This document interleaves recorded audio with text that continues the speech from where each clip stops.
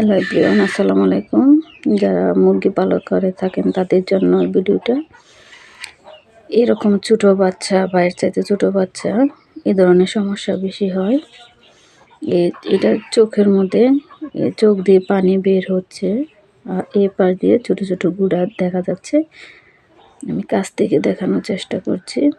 এই যে দেখেন, এই ধরনের সমস্যা হলে এদেরকে কাঁচা হলুদ অথবা ঘরে যে রাঁধার গুঁড়ো, হলুদের গুঁড়া ফাঁকি থাকে, এগুলা সরিষার তেল দিয়ে এরকমভাবে গরম করে লাগিয়ে দিবেন।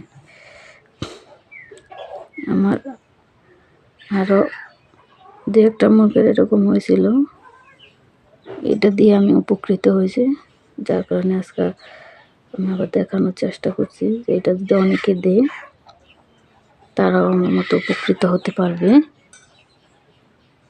2 থেকে 3 দিন সকাল সন্ধ্যা দিলে নিমিষে ভালো হয়ে যাবে।